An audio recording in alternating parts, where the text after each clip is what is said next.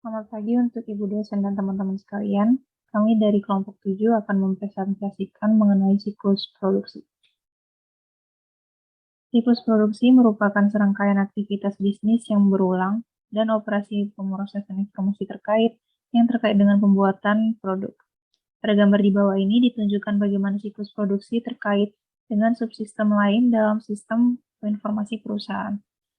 Sistem informasi siklus pendapatan menyediakan sistem informasi yang digunakan untuk merencanakan tingkat produksi dan persediaan. Sebagai hasilnya, siklus produksi sistem informasi mengirimkan informasi siklus pendapatan tentang barang jadi yang telah diproduksi dan tersedia untuk dijual. Informasi tentang kebutuhan bahan baku dikirimkan ke sistem informasi siklus pengeluaran dalam bentuk permintaan pembelian. Sebagai pertukaran, sistem siklus pengeluaran memberikan informasi tentang akuisisi bahan baku dan juga tentang pengeluaran lain yang termasuk dalam biaya overhead pabrik.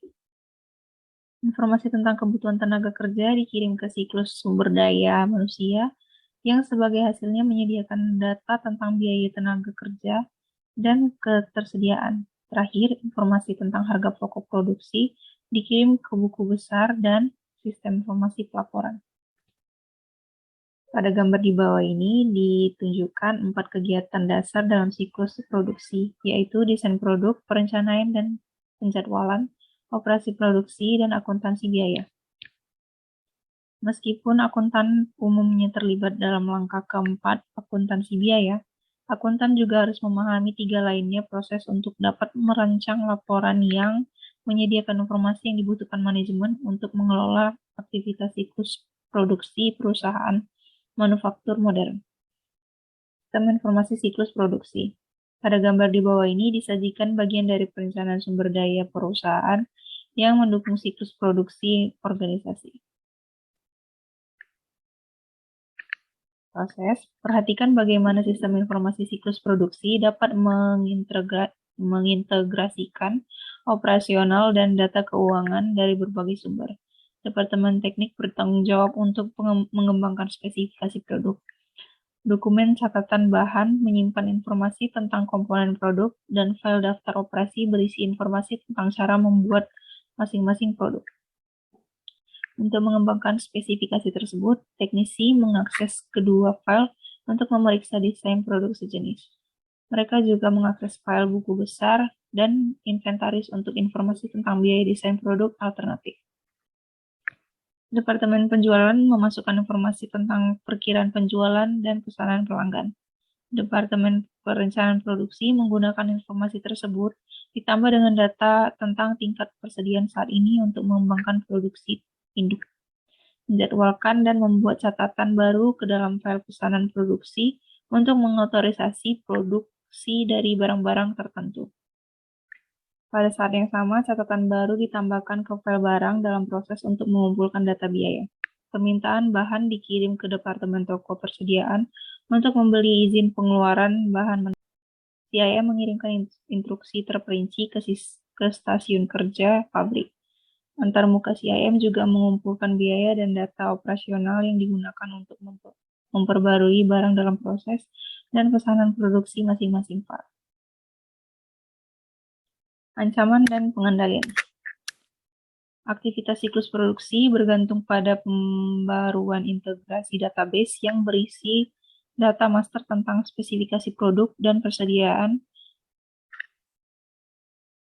baik barang jadi maupun bahan baku. Oleh karena itu, ancaman pertama yang tercantum pada tabel di atas adalah resiko data master yang tidak akurat atau tidak valid. Data yang tidak akurat dengan operasi pabrik dapat mengakibatkan penetapan biaya produk dan penilaian persediaan yang salah.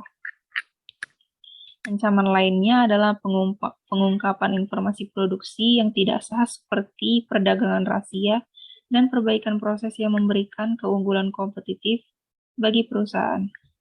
Ancaman yang lain juga adalah hilangnya atau berubahnya data produksi.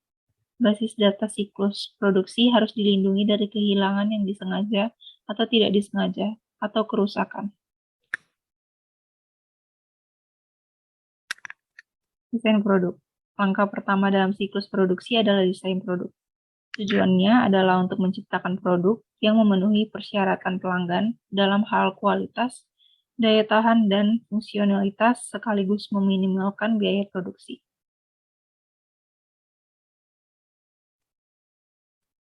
Pada prosesnya, aktivitas desain produk menghasilkan dua keluaran. Yang pertama, catatan atas bahan baku yang menentukan nomor bagian, deskripsi, dan jumlah setiap komponen yang digunakan dalam produk jadi. Yang kedua adalah daftar operasi yang menentukan urutan langkah yang harus diikuti dalam pembuatan produk, peralatan apa yang digunakan, dan berapa lama setiap langkah harus dilakukan. Ancaman dan pengendalian. Desain produk yang buruk menaikkan biaya dalam beberapa cara. Menggunakan terlalu banyak komponen unik ketika memproduksi produk serupa meningkatkan biaya yang terkait dengan pembelian dan pemeliharaan persediaan bahan baku. Hal itu juga sering mengakibatkan proses produksi yang tidak efisien karena kompleksitas yang berlebihan dalam mengubah dari produksi satu produk ke yang lain. Produk yang dirancang dengan buruk juga lebih mungkin menimbulkan garansi tinggi dan biaya perbaikan. Sekian penjelasan dari kelompok kami. Terima kasih.